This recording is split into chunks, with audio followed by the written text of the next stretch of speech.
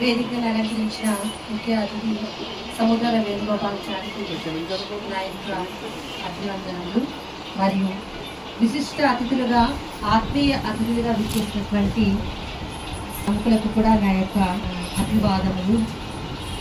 ఇక నిత్యంతో అలరించినట్లు చేసినటువంటి గురువినులకు నా యొక్క నమస్కారములు. ఇది ఒక చక్కని ఆత్మీయ సమ్మేళనం అని చెప్పవచ్చు.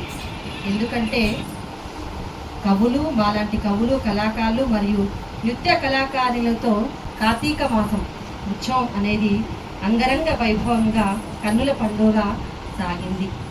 ఇంతవరకు చిన్నారులు చాలా నృత్యంతో చక్కని మంచి పాటలతో మంచిగా అభినయించారు. వారికి నేను నా చిన్నవాళ్ళు కాబట్టి ఆశీస్సులు తెలియజేస్తున్నాను.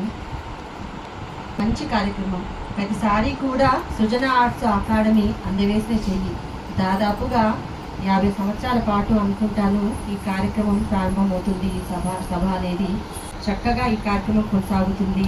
ఇది కార్తీక మాసం కాబట్టి కార్తీక మాసం సంబరాల సందర్భంగా కళోత్సవం, కళా ప్లస్ ఉత్సవం, కళోత్సవం, కళల ఉత్సవాన్ని ఏర్పాటు చేశారు. కార్తీక మాసంలో మీకు అందరికీ తెలుసు దీపోత్సవం ఏర్పాటు చేస్తారు కదా.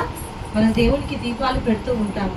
అట్లాగే ఈ కళలు అనే దీపాలని ఉత్సవంగా ఏర్పాటు చేశారు కాబట్టి రాయేశం గారికి మరి అభినందన చందనాలు తెలియజేస్తున్నాము. మరి రాయేశం గారికి సర్వదా కృతజ్ఞతలు.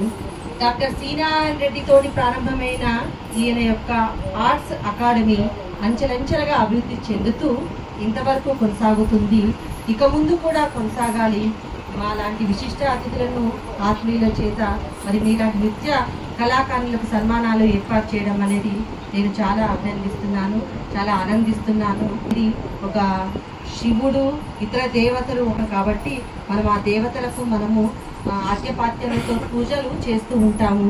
చిన్నారి మరి కళాకారుని కూడా తమ నృత్యంతో ఆర్ఘ్యపాత్యములు చేశారని నేను సందర్భంగా తెలియజేస్తున్నాను.